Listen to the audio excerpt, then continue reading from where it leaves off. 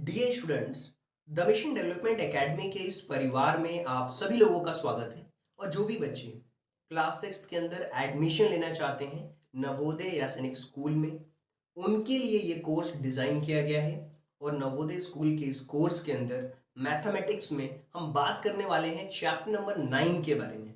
और ये जो चैप्टर नंबर 9 है ना, वो बहुत ही इंपॉर्टेंट टॉपिक है जिसका नाम है स्पीड, टाइम और डिस्टेंस। और ये एक ऐसा टॉपिक है जो हर एक कॉम्पिटेटिव एग्जाम्स के अंदर पूछा जाता है। इवन आगे चल करके अगर आपको रेलवे, एसएससी या फिर बैंकिंग की भी प्रिपरेशन करते हैं तो वहां भी स्पीड, टाइम और डिस्टेंस रिलेटेड क्वेश्चंस पूछे जाते हैं। बस क्वेश्चन का लेवल अलग होता है। इवन अगर आपको सीएचएस में, सैनिक स्कूल में 9th क्लास में भी एडमिशन लेना होगा तो वहां भी ये टॉपिक डेफिनेटली आता है और यहाँ से क्वेश्चंस हमेशा पूछे जाते हैं। और अगर आप 6th क्लास के लिए प्रिपेयर कर रहे हैं तो क्वेश्चन का लेवल थोड़ा सा कम होता है, लेकिन ये हर एक कॉम्पिटिटिव एग्जाम्स के अंदर स्पीड, टाइम और डिस्टेंस रिलेटेड क्वेश्चंस पूछे जाते हैं। तो आप समझ सकते हो इस टॉपिक की इंपॉर्टेंस। आपको ध्यान से इस टॉपिक को नोट डाउन करना है, समझना है और अपनी नोटबुक के साथ में हमेशा प्रिपेयर करना है। नोटबुक और पेन साथ में लेकर के बैठे जब भी आप मेरी वीडियोस को देखें। अभी आप लाइव देखोगे, प्रीमियर देखोगे, इसके बाद अगर आप बाद में भी अगर देखते हो तो नोटबुक और पेन के साथ देखोगे, 100% आपको समझ आएगा। ये मैं दावे के साथ कह सकता हूँ। देखिए, जो अगर आप सिलेबस देखते हैं, नवोदय स्कूल का अगर सिलेबस देखें तो सिलेबस के अकॉर्डिंग हम सारी चीज़ों को देखते हैं। और सिलेबस में अगर मैथ्स के सिलेबस को देखें तो हमने नंबर्स और न्यूमेरिक सिस्टम को कवर किया, जो फंडामेंटल ऑपरेशंस होते हैं होल नंबर्स के ऊपर उसके बारे में बात की, फ्रैक्शन के बारे में बात की, फैक्टर्स और मल्टीपल्स को समझा क्या होते हैं, एलसीएम एचसीएफ को बहुत अच्छी तरीके से डिटेल में मैंने आपको बताया है। डेसिमल्स में जो ऑपरेशंस होते हैं यानी कि डेसिमल्स नंबर्स को कैसे प्लस माइनस डिवाइड किया जाता है, मल्टीप्लाई किया जाता है, ये सारी चीजें हमने सीखी हैं।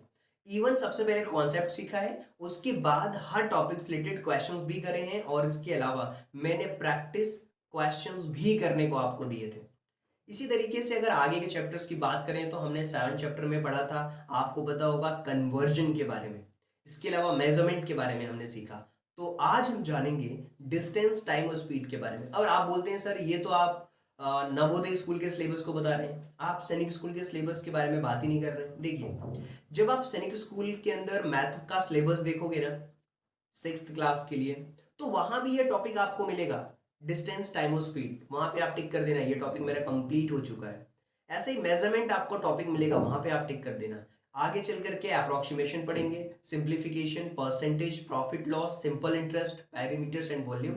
और इसके अलावा एक टॉपिक हमारा होगा मिसलेनियस का, जो कि 16 पे उसको रखेंगे हम।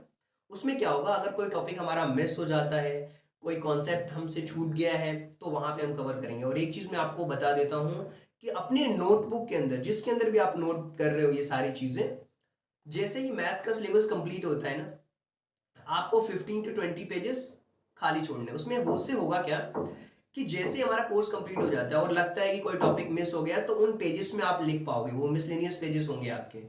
और कुछ डाउट रहता है तो अपने वे, अपने नोट के वे में आप उसको लिख पाओगे। तो 15 to 20 पेजेस आप रख लेना। उसके बाद आप रीजनिंग के सिलेबस को स्टार्ट करना, इंटेलिजेंस के सिलेबस को स्टार्ट करना।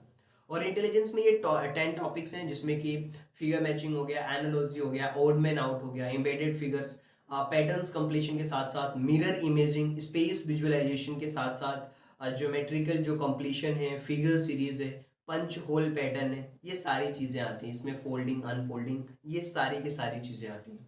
तो ये रीजनिंग का सिलेबस हो गया। इसी तरीके से लैंग्वेज में तो पैराग्राफ्स पूछे जाते हैं।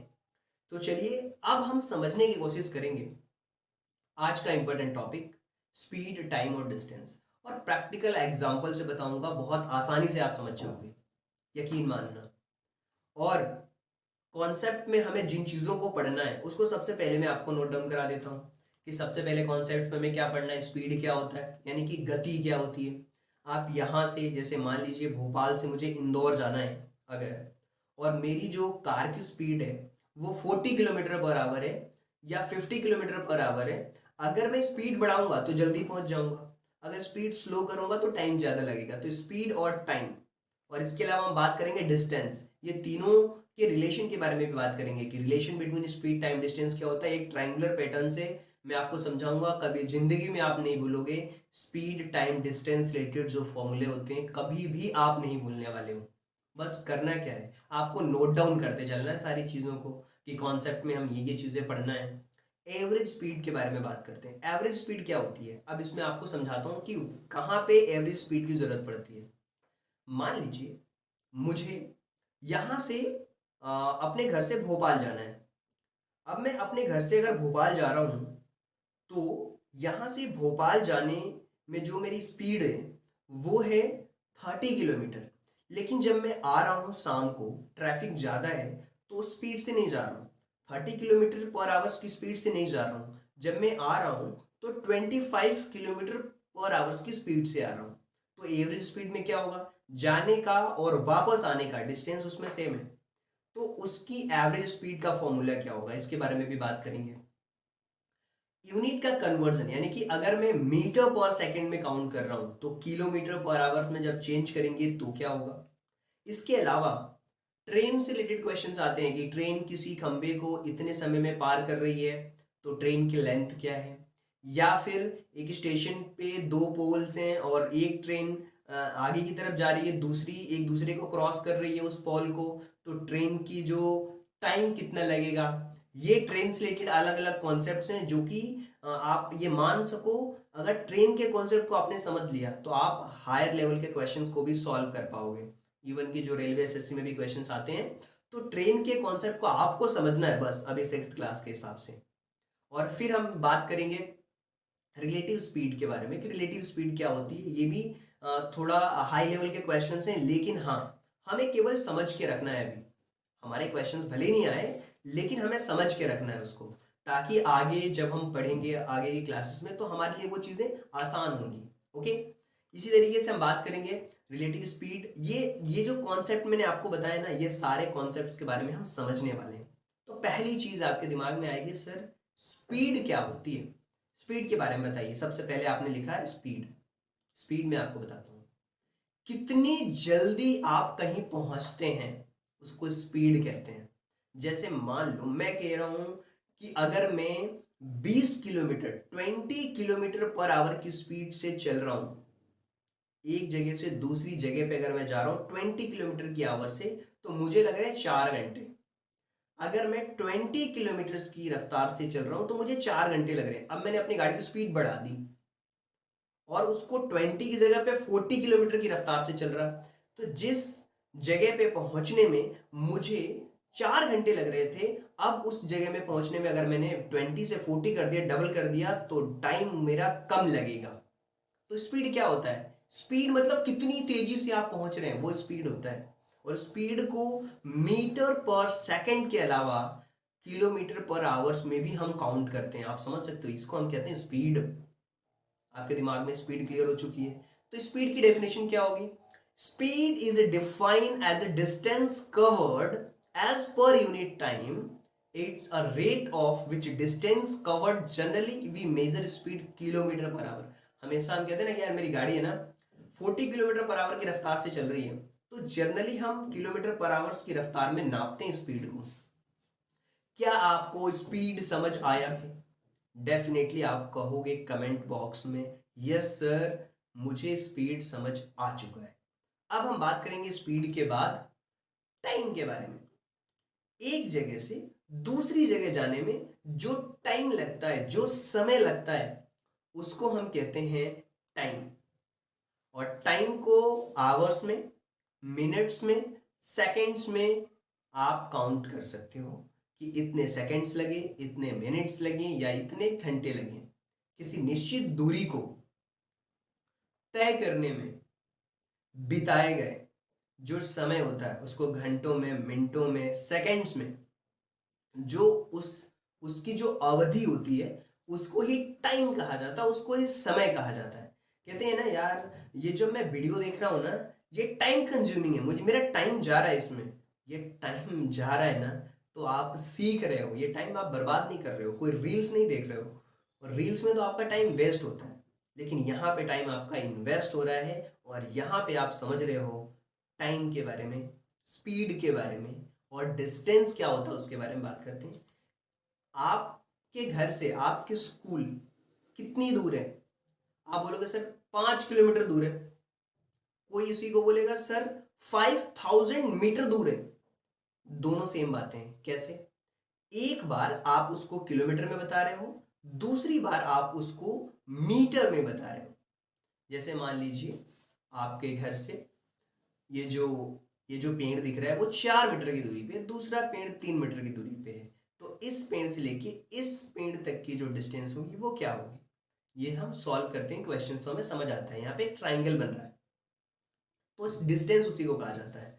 Distance, length of path travel by object, या फिर एक पर्सन से दूसरे पर्सन के बीच का जो डिस्टेंस है। जैसे मान लीजिए यहां से यहां तक जो चीजें हैं वो डिस्टेंस है।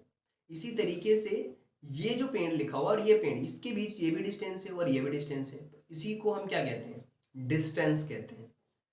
तीन बातें आपको क्लियर होनी चाहिए: स्पीड, टाइम और डिस्टेंस। स्पीड को हम एस से बताते हैं, टाइम को टी से, और डिस्टेंस को डी से। ये दिमाग में पिक्चर क्लियर रखो। अब मैं इन तीनों का रिलेशन बताता हूं आपको। आप जान करके बिल्कुल हैरान हो जाओगे और कभी भी नहीं भूलोगे कि इनके बीच रिलेशन क्या होता है। मैं आपसे एक सिंपल सा क्वेश्चन पूछता हूं। अगर आप अपनी स्पीड बढ़ाते हो अगर आप अपनी स्पीड बढ़ाते हो तो जो भी टाइम लगता है, स्पीड बढ़ाओगे तो टाइम क्या होगा? कम लगेगा।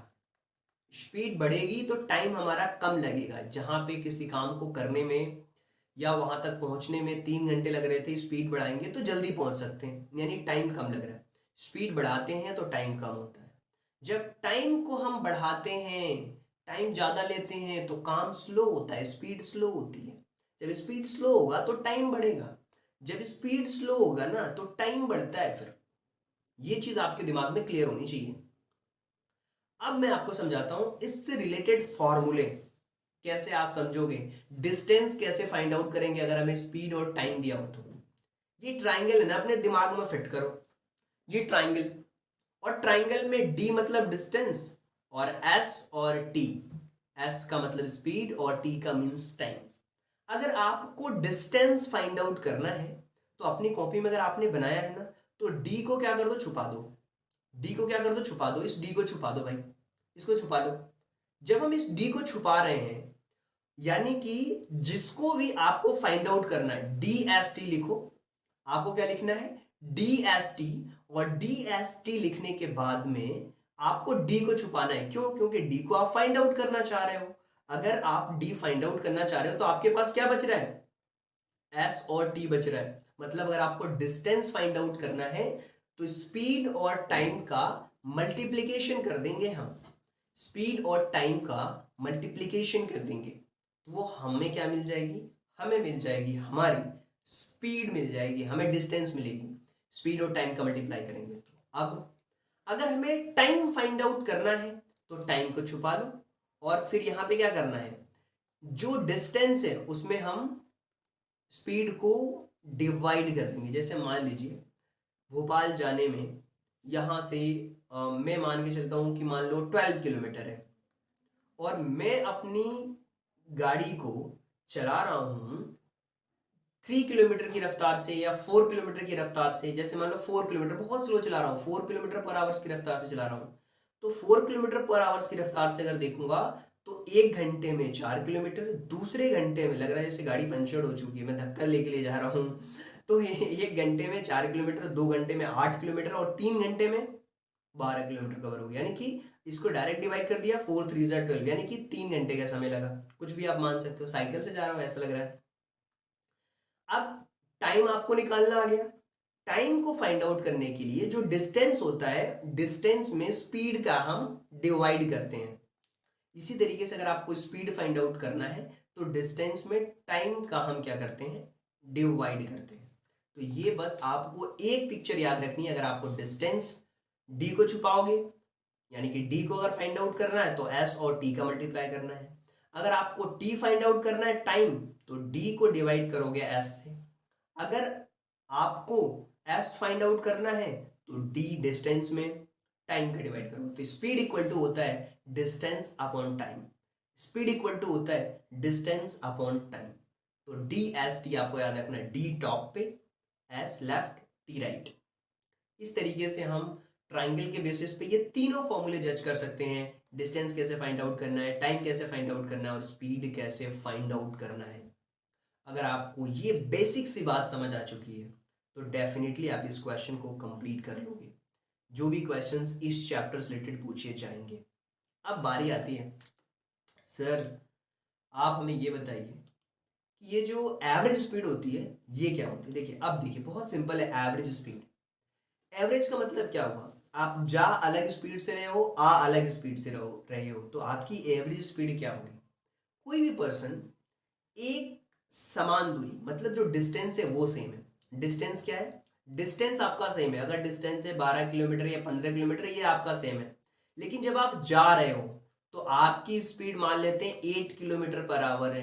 जब आप आ रहे हो वापस लौट रहे हो, यहाँ से मार्केट जा रहे हो 8 किलोमीटर की रफ्तार से, जब आ रहे हो तो आपका जो टाइम हो गया वो हो गया 5 किलोमीटर पर आवर्स के हिसाब से। तो इसको फाइंड आउट करेंगे अगर एवरेज स्पीड, तो इन दोनों को प्लस करते हैं और फिर डिवाइड करते हैं। देखिए कैसे, डिस्टेंस से डिवाइड करते हैं तो एवरेज स्पीड आती है, speed equal to the distance upon time. तो ये हो गया हमारा समान दूरी। जैसे if a person covers the same distance at a speed of a kilometre मतलब हमें नहीं पता, कुछ भी मान लो, और वो वापस बैक आ रहा है, उसको मैंने बी से बता दिया, तो एवरेज स्पीड क्या होगी, एवरेज स्पीड होगी, average speed equal to 2xy upon x plus y. अब बच्चे क्या एक्स वाई देख करके घबरा जाते हैं, मैं आपको बताता हूं क्या है। x मतलब कोई भी वैल्यू, मैंने बोल दिया जाने में जो टाइम लग रहा है ना वो 8 लग रहा है, 8 किलोमीटर पर आवर के हिसाब से चल रहा हूँ, आने में मैं 4 किलोमीटर पर आवर के हिसाब से आ रहा हूँ। तो आप क्या कह सकते हो, सर जो x की वैल्यू है ना वो 8 है, जो y की वैल्यू है ना वो 4 है, तो एवरेज स्पीड क्या होगी। देखिए 2xy लिखा हुआ है ना कि 2 का मल्टीप्लाई करेंगे x का मतलब 8, कुछ भी हो सकता है, x और y एक तरीके से वेरिएबल होते हैं जिनकी वैल्यू के बारे में हमें पता नहीं होता है, क्वेश्चन में जो दिया होता है वही वैल्यू हम पुट करते हैं। अब यहाँ पे 2xy लिखा हुआ है, तो 2xy का मतलब क्या हुआ, 2 और x का मतलब 8, y का मतलब हुआ 4, तो 2 × 8 × 4 अपॉन x प्लस वाई, यानी कि 8 + 4, ये प्लस हो जाएगा। अब इन तीनों का मल्टीप्लाई कर दो, 8 2 जा 16 और 16 4 जा 64, और 64 डिवाइड कर दो, ये कितना हो जाएगा 12। अब इसको 12 पे डिवाइड करो, 12 5 जा क्या होता है 60 होता है, 12 5 जा 60 पॉइंट, और फिर जीरो करेंगे 8, 5.8 किलोमीटर पर आवर इसकी एवरेज स्पीड हो गई। इसका फॉर्मूला बहुत सिंपल है, जिस स्पीड से आप जा रहे हो और जिस स्पीड से आप आ रहे हो उनमें 2 का मल्टीप्लिकेशन करना है आने और जाने में भी। तो मैंने क्या कर दिया 2xy मतलब 2 का मल्टीप्लाई कर दिया जिस स्पीड से आप जा रहे हो और जिस स्पीड से आप आ रहे हो, इन तीनों का मल्टीप्लाई कर दिया, और फिर उसके बाद जिस स्पीड से जा रहे हो और जिस स्पीड से आ रहे हो दोनों को मैंने प्लस करके डिवाइड कर दिया, दोनों को प्लस करके डिवाइड किया मतलब x प्लस वाई। तो इसका एग्जैक्ट फॉर्मूला क्या बना, 2xy upon x plus Y. ये आपको याद रखना है, x मतलब जाने की स्पीड, y मतलब आने की स्पीड, और ये आपको क्वेश्चन में दिया होगा कि किस स्पीड से आप जा रहे हो और किस स्पीड से आप आ रहे हो। दोनों बातें आई होप कि आपको क्लियर हो चुकी होंगी। एक्स वाई देख करके घबराना नहीं है, ए बी सी देख करके घबराना नहीं है, ए बी का मतलब होता है कोई भी वैल्यू हो सकती है वहां पे। अब कन्वर्जन हम सीखते हैं कि अगर मीटर पर सेकंड में होगा तो कैसे हम उसको कन्वर्ट करते हैं। इसको ध्यान से पढ़ो क्या लिखा हुआ है, क्योंकि आप पढ़ते नहीं हो, आप क्वेश्चन तो पूछते हो लेकिन पढ़ते नहीं हो। अगर आपको किलोमीटर पर आवर से मीटर पर सेकंड में चेंज करना है तो 5/18 का मल्टीप्लिकेशन करना होगा। अब क्वेश्चन ये आता है कि सर 5/18 ये आता कहाँ से है, मैं आपको सिखाता हूँ आता कहाँ से है, क्योंकि इसको आपको समझना जरूरी है। किलोमीटर पर आवर दिया हुआ है, तो देखिए इसका मतलब क्या होता है, किलोमीटर यानी कि 1 किलोमीटर, 1 किलोमीटर को अगर मैं चेंज करना चाह रहा हूँ किस में, मीटर पर सेकंड में चेंज करना चाह रहा हूँ किलोमीटर पर आवर को, तो किलोमीटर में क्या होता है ना, 1000 होता है। क्या होता है? 1000 होता है 1 किलोमीटर में। और डिवाइडेड करेंगे आवर्स, आवर्स को अगर आप मिनट्स में चेंज करोगे तो 60 मिनट होगा। इस 60 मिनट्स को अगर सेकेंड्स में चेंज करोगे, चूंकि सेकेंड में चेंज करना है आपको, तो फिर से 60 का मल्टीप्लाई होगा। और इसको अगर हम सॉल्व करते हैं तो ये देखिए, 2 जीरो से तो 2 जीरो कैंसिल आउट हो गए, ये बचा 10/36। और 10/36 का मतलब क्या, 2 5 × 10 और 2 18 × 36, यानी कि 5/18 का मल्टीप्लीकेशन करना है जब भी हम किलोमीटर से मीटर में कन्वर्ट करते हैं। तो हमें किस में मल्टीप्लीकेशन करना है, हमें 5/18 का मल्टीप्लीकेशन करना है, 5/18 का मल्टीप्लीकेशन करना है। तो आप बोलोगे सर है ना, आप हमें ना एक क्वेश्चन बताओ जिससे कि हम आसानी से चीज़ों को समझ पाएंगे। देखिए, अब मैं कह रहा हूँ कि कोई चीज़ दी हुई है और इसके अंदर आपको ये दिया हुआ है कि 10 मीटर पर सेकेंड है, 10 मीटर पर सेकेंड है, या 10 किलोमीटर पर आवर है, 10 किलोमीटर पर आवर है। अब इसको कन्वर्ट करना है मीटर पर सेकेंड में। तो 10 किलोमीटर पर आवर है, तो 10 का हम मल्टीप्लाई किसमें करेंगे, 5/18 में। तो 5 से तो कैंसिल, 2 से होगा, ये 2 5 × 10 और 2 9 × 18, तो ये हो जाएगा 25/9। अच्छा, अगर इस क्वेश्चन को ऐसा दिया हो कि यहां पे दिया हो कि 36 किलोमीटर पर आवर को चेंज करना है मीटर पर सेकेंड में, 36 किलोमीटर पर आवर्स को चेंज करना है मीटर पर सेकेंड में, तो सिंपल सा क्वेश्चन है कि 36 का मल्टीप्लीकेशन हम कर देंगे 18/5 से। ये बस याद रखो, 18/5 से मल्टीप्लीकेशन हमें करना है, 18/5 से नहीं, 5/18 से, sorry.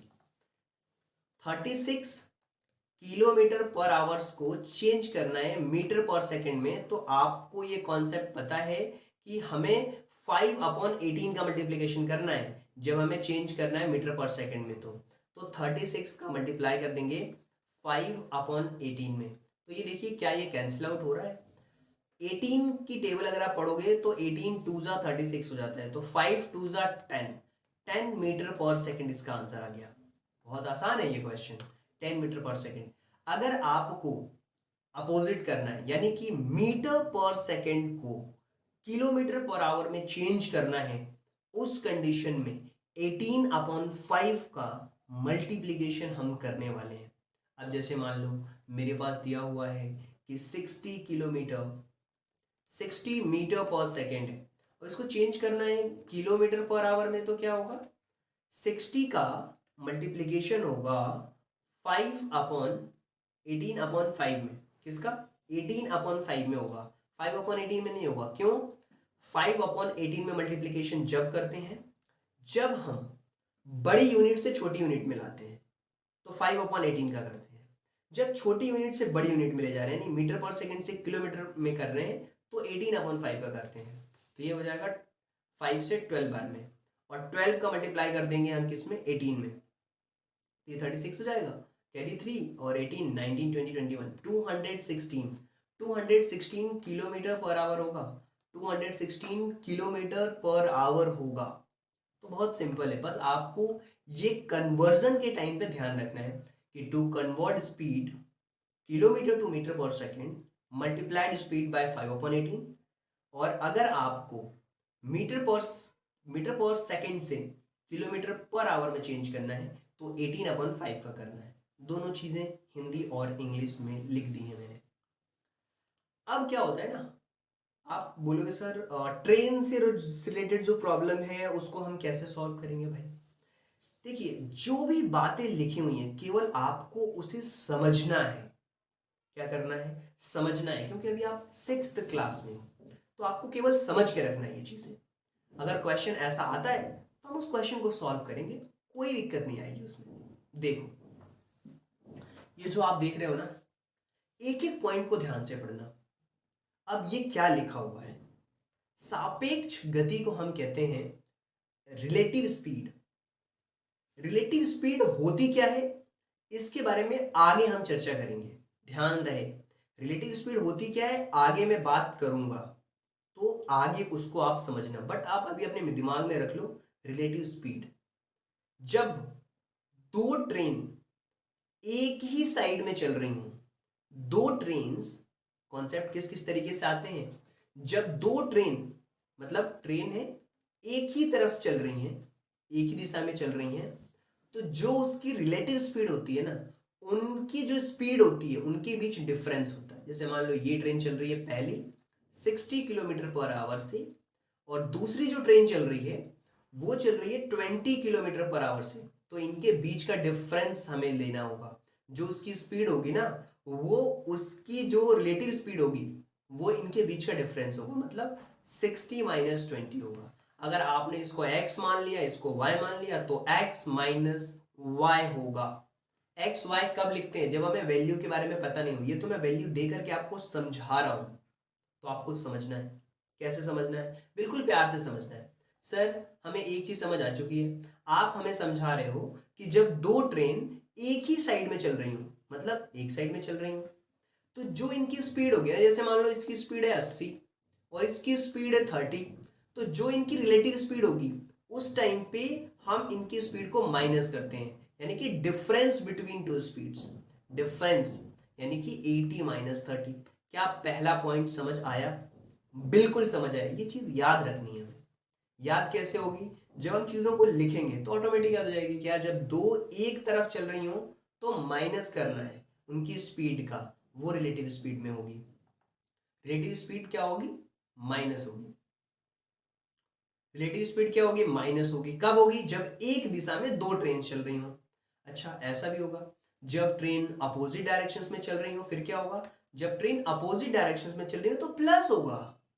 When two trains are moving opposite directions, then relative speed sum of two speeds, दोनों स्पीड्स का सम होगा। लाइंस बिल्कुल क्लियर कट लिखी हुई है, आपको बस वही ध्यान रखना है। तो क्या दो चीजें आपको समझ आ चुकी है, एक दिशा में जाएगा तो माइनस होना है, अलग अलग दिशा में जाएंगे तो प्लस करना है, दो हैं ऐसे अलग अलग दिशा में चलेंगी तो प्लस करना है, और एक ही अगर डायरेक्शंस में चलेगी तो माइनस करना है। सिंपल है कहानी। किस में माइनस करना है, उसकी स्पीड को माइनस करना है, वही उसकी रिलेटिव स्पीड होगी। ओके, अब ऐसे समझो ना, हम क्या कर रहे थे, एक बार हम जा रहे थे एवरेज स्पीड में, एक बार जा रहे थे और एक बार आ रहे थे, दोनों बार में अलग अलग हो रहा था तो प्लस कर रहे थे। जब एक ही तरफ होगा तो क्या करेंगे, माइनस करेंगे ना भाई।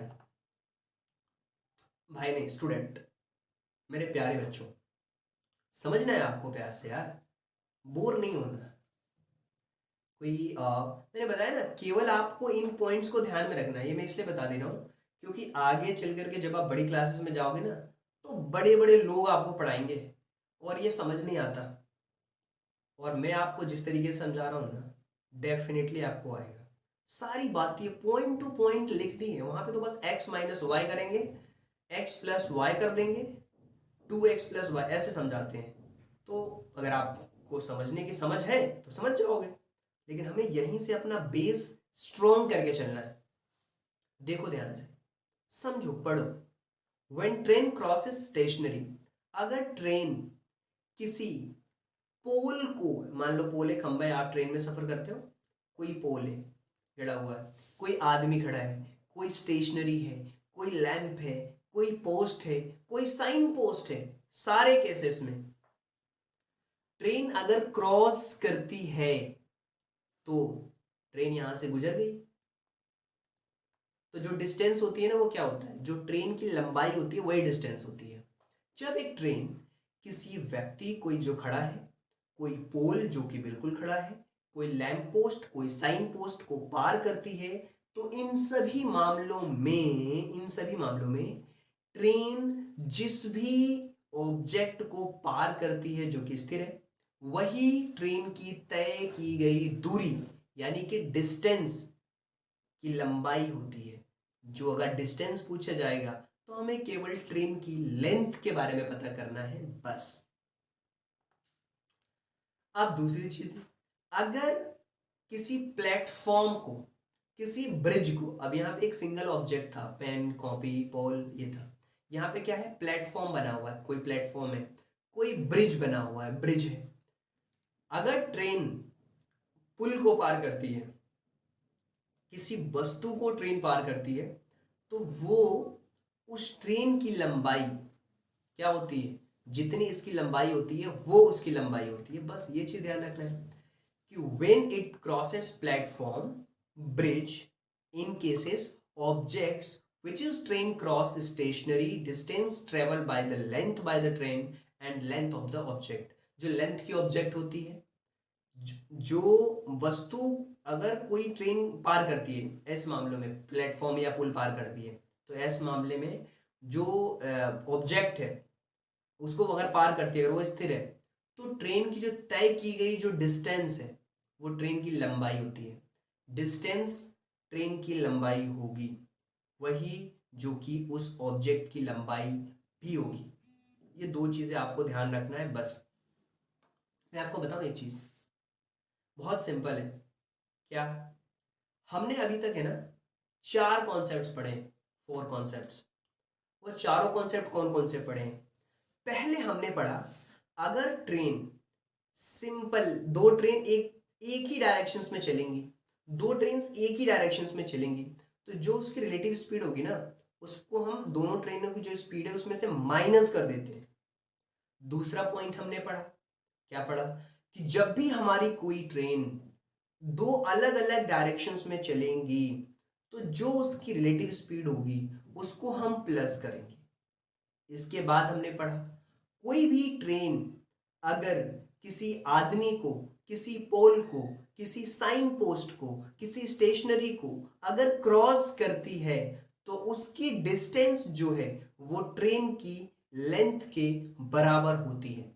एक और हमने पढ़ा कि अगर कोई पोल, अगर कोई पुलिया, ब्रिज, उसको कोई स्टेशन है उसको पार करती है, तो उसकी जो डिस्टेंस होती है वो ट्रेन की जो लेंथ होती है उसके बराबर होती है। तो जब किसी प्लेटफॉर्म पुल को पार करती है, इस मामले में जिस वस्तु को ट्रेन पार करती है वो बिल्कुल स्थिर होती है, और तय की गई जो दूरी होती है वो ट्रेन की लंबाई होती है या फिर उस वस्तु की लंबाई होती है। ये कॉन्सेप्ट आपको समझ आ चुके हैं। तो अब हम और कुछ कॉन्सेप्ट को बिल्डअप करेंगे जिसे हम ध्यान रखेंगे। बस ये ध्यान रखना है यार, अपोजिट में प्लस करना है, सेम डायरेक्शंस में माइनस करना है। जब किसी पोल को ट्रेन पार करेगी तो उसकी डिस्टेंस उसकी लंबाई के बराबर होगी, ट्रेन की जो लंबाई होगी वही उसकी डिस्टेंस होगी। इसके अलावा अगर कोई प्लेटफॉर्म है उसको अगर ट्रेन पार करती है, तो इसकी जो डिस्टेंस होगी वो ट्रेन की लंबाई के बराबर मानी जाएगी। ये चीज़ें हैं यार, समझनी है।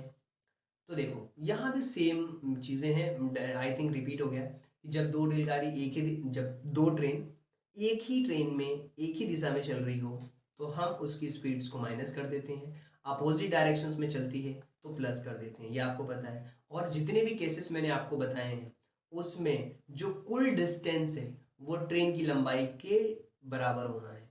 ट्रेन की लंबाई के बराबर होगी डिस्टेंस, सिंपल समझो। कुल दूरी दोनों ट्रेनों की लंबाई का सम होगा, डिस्टेंस, कुल डिस्टेंस दोनों ट्रेन की जो लंबाई होगी उसको सम करेंगे। तो ये ट्रेन से रिलेटेड कुछ कॉन्सेप्ट्स थे, लेकिन कुछ और कॉन्सेप्ट्स हैं जिसे हमें समझना है। देखिए अब क्या होता है, अभी तक तो हम ऐसे बात कर रहे थे कि प्लेटफॉर्म को पार कर रही है, प्लेटफॉर्म तो एक जगह पे रहता है, एक चीज चल रही थी और एक चीज रुकी हुई थी। इसके पहले वाले केसेस में क्या था, कोई पोल है, कोई खंबा है, वो भी रुका हुआ है, कोई स्टेशनरी की दुकान है स्टेशन पे, वो भी रुकी हुई है, और ट्रेन हमारी चल रही थी। अब एक केस ऐसा है जब एक आदमी साइकिल चला रहा है, मतलब वो आदमी भी चल रहा है और इधर से ट्रेन भी चल रही है, तो वहां पे हमारी रिलेटिव स्पीड काम आती है। दोनों चीजें चल रही हैं, एक आदमी साइकिल से जा रहा है इधर से और इधर से ट्रेन भी जा रही है। जब एक ट्रेन किसी कार को, साइकिल को, चलते हुए आदमी को पार करती है, तो ऐसे मामले में ट्रेन और जो आदमी होता है, जो भी चीज होती है, उसकी जो रिलेटिव स्पीड होती है वो उस वस्तु की दिशा के आधार पर ली जाती है कि वो किस दिशा में चल रहा था। वो ट्रेन की दिशा में चल रहा था या ट्रेन की अपोजिट डायरेक्शंस में चल रहा था। जैसे मान लीजिए ट्रेन इधर तरफ चल रही है और आदमी भी इधर चल रहा है, तो आपको पता है कि अगर सेम डायरेक्शंस में दोनों चलेंगे तो क्या करेंगे। अब ट्रेन इधर से चल रही है और आदमी इधर से आ रहा है, उस कंडीशन में हम क्या करते हैं, अपोजिट होगा तो प्लस कर देंगे। तो ये तय की गई जो दूरी होती है वो ट्रेन की लंबाई होती है, तो उसके बेसिस पे हम लेते हैं, ये आपको समझना है। अब हम बात करते हैं कि जो ट्रेन का कॉन्सेप्ट है, ये जो कॉन्सेप्ट हमने सीखा वो हमने कैसे सीखा, कि अगर जो टाइम के बारे में हम बात करते हैं कितना टाइम लगेगा, यहाँ पे एम और एन से बताया गया है। एक ट्रेन है, टाइम टेकन, एक एम जो है वो ट्रेन की लंबाई है, मान लेते हैं ट्रेन की लंबाई है एम, और एन है वो लेंथ है ब्रिज का, प्लेटफॉर्म का, टनल का, ये है। तो इन दोनों को प्लस करते हैं ताकि हमें डिस्टेंस के बारे में पता चल जाए। ये डिस्टेंस दोनों को प्लस करके पता चलेगा, ट्रेन की जो लंबाई है वो और जो ब्रिज की लंबाई है वो, दोनों को प्लस करते हैं, फिर जो स्पीड है उसको डिवाइड कर देते हैं, तो हमें पता चलता है कि कितना टाइम लग रहा है। अब जैसे मान लीजिए ट्रेन जो है वो 20 मीटर पर सेकंड के हिसाब से चल रही है, कितने, 20 मीटर पर सेकंड के हिसाब से चल रही है ट्रेन। और ट्रेन की जो लंबाई है वो हमें दी हुई है कितनी, वो दी हुई है हमारे पास में 150 मीटर। और प्लेटफॉर्म दिया हुआ है हमारे पास में, प्लेटफॉर्म हमारे पास में दिया हुआ है कितना, 10 मीटर का प्लेटफॉर्म मान लेते हैं, छोटा मान लेते हैं। तो हमें टाइम फाइंड आउट करना है, टाइम कितना लगेगा। तो देखिए जो ट्रेन है उसकी लेंथ हमें पता है कि 150 मीटर की ट्रेन है, और प्लेटफॉर्म हमारा 10 मीटर का है, और जो स्पीड है वो 20 है। तो इनको प्लस करोगे तो 160 हो जाएगा, 160 में 20 का डिवाइड कर दो, तो ये आ जाएगा 8 मीटर पर सेकंड के हिसाब से इनकी स्पीड है। इस तरीके से हम फाइंड आउट कर लेते हैं, सारी चीज़ें लिखी हुई हैं। टाइम अगर फाइंड आउट करना है, अगर ट्रेन पास कर रही है किसी रेलवे ब्रिज को, प्लेटफॉर्म को या फिर टनल को, तो जो ट्रेन की लेंथ है और जो ब्रिज की लेंथ है दोनों को प्लस करो, और जिस भी स्पीड से ट्रेन चल रही है उसको डिवाइड कर दो, टाइम आ जाएगा। और टाइम का फॉर्मूला आपको पता है, DST। अगर टाइम फाइंड आउट करना है तो D/S, डिस्टेंस, इन दोनों को प्लस करके आया और स्पीड का डिवाइड कर दिया। बेसिक्स आपके वही रहेंगे, ध्यान रखिएगा। तो ये ट्रेन से रिलेटेड कॉन्सेप्ट्स हमने बता दिए, सारे पॉइंट्स को अगर याद रखोगे तो कभी भी कोई भी गलती नहीं होगी। अब रिलेटिव स्पीड के बारे में बात करते हैं, सापेक्ष गति। सापेक्ष गति का मतलब क्या होता है, जब दो चीजें चल रही हों, जैसे मैंने बताया ना, आदमी कार से चल रहा है और गाड़ी भी चल रही है, यानी कि दो वस्तुएं, एक को हमने x मान लिया, एक को y मान लिया, दोनों चल रही हो, तो वो रिलेटिव स्पीड है। अब कोई डाउट रिलेटिव स्पीड में, मैंने आपको बोला था रिलेटिव स्पीड में आपको समझा दूंगा, रिलेटिव स्पीड में आपको समझा दूंगा, ये बात मैंने बोली थी। रिलेटिव स्पीड समझ आ चुकी है, कमेंट बॉक्स में लिखना, कमेंट बॉक्स में नहीं, कमेंट बॉक्स में लिखना, यस सर, रिलेटिव स्पीड समझ आ चुकी है। रिलेटिव स्पीड का मतलब क्या होता है, जब x और y गति से चल रही हो, जब दो वस्तुएं x और y गति से चल रही हो, वस्तु मतलब कोई भी चीज, एक x और एक को y मान लिया, इसको मान लिया हमने कार और इसको मान लिया हमने ट्रेन, और दोनों चल रही है भाई, या अपोजिट में चले या सेम में चले। अपोजिट में चलेगा तो आपको पता है प्लस करना है, सेम में चलेगा तो माइनस करना है, यार ये चीज तो आपको पता है। तो ये देखो अपोजिट डायरेक्शंस में चल रहे हैं, ये इस तरफ और ये इस तरफ, दो लोग हैं, प्लस हो रहा है, तो हमें क्या करना है, इस बात को ध्यान रखना है कि अगर x प्लस वाई होगा, अगर वो अपोजिट डायरेक्शंस में बढ़ रहे होंगे तो प्लस करना है, सेम डायरेक्शंस में भाग रहे होंगे तो माइनस करना है। ये बात तो हमें पता है सर, हमें पता है, और यही होता है रिलेटिव स्पीड। रिलेटिव स्पीड का कॉन्सेप्ट आई होप कि आपको समझ आ चुका है, कोई भी डाउट नहीं होना चाहिए। तो ये पूरा कॉन्सेप्ट हमने पढ़ लिया बहुत अच्छी तरीके से। क्या क्या हमने पढ़ा मैं आपको बता देता हूँ, बहुत सिंपल है। स्पीड, टाइम, डिस्टेंस, इन तीनों का रिलेशन पढ़ा। अब यूनिट का कन्वर्जन पढ़ा। ट्रेन से रिलेटेड जो प्रॉब्लम्स क्या क्या हो सकती हैं, ट्रेन किसी वस्तु को पार करे, टनल को पार करे, ब्रिज को पार करे, तो क्या क्या कंडीशंस हो सकती हैं, वो सारी चीज़ें। एक तरफ ट्रेन चल रही हो तो, अपोजिट चल रही हो तो, रिलेटिव स्पीड, सारी बातों को मैंने एक्सप्लेन कर दिया। कुछ कुछ चीज़ों को एक्स और वाई के टर्म्स में भी बताया है थोड़ा थोड़ा, ताकि जब आगे की क्लास में आप जाओगे तो आपको थोड़ा बहुत समझ आएगा। एक्स और वाई, एक्स और वाई का मतलब कोई भी वैल्यू एक्स और वाई का यही मतलब होता है, कोई भी वैल्यू जिसके बारे में हमें पता नहीं है कि वो वैल्यू क्या है। हमें थोड़ी पता है यार कि ट्रेन कितनी स्पीड से चलेगी और कितना दूसरी ट्रेन कितनी स्पीड से चल रही है, ये तो क्वेश्चन में दिया होगा, तो उसके बेसिस पे हम सॉल्व करेंगे। तो क्वेश्चन जब हम करेंगे उससे और क्लैरिटी आएगी। आई होप कि ये जो कॉन्सेप्ट मैंने आपको सिखाया है वो सारी बातें आपको समझ आ चुकी होगी। अगर आपको फिर भी लगता है कि नहीं कोई डाउट है, कुछ पूछना है, तो जो बच्चे मेंटरशिप प्रोग्राम से जुड़े हैं उनके लिए तो डाउट बिल्कुल क्लियर करते हैं। पर्सनल मेंटरशिप नंबर भी आपको मिला होगा। अब अगर आपको डाउट लगता है या फिर आप ज्वाइन करना चाहते हैं हमारा मेंटरशिप प्रोग्राम्स, तो चैनल पे ज्वाइन बटन पे जाकर के ज्वाइन कर सकते हैं। इसके अलावा भी ऑप्शंस हैं। अगर आपको महंगा लगेगा तो ये नंबर्स पे आपको कॉल करना है, मैसेज करना है व्हाट्सएप, और आपको बताना है कि sir I want to join your mentorship programme. और मेंटरशिप प्रोग्राम में पता है क्या होता है, वहां पे होता है 1-to-1 कम्युनिकेशन। वहां पे आपको मिलता है आपके डाउट्स का जवाब, वहां पे आपको मिलता है आपको आपके पीडीएफ नोट्स, वहां पे आपके क्लियर होते हैं 1-to-1 डाउट्स वीडियो कॉल पे, पर्सनल। आप कभी भी डाउट्स पूछ सकते हो।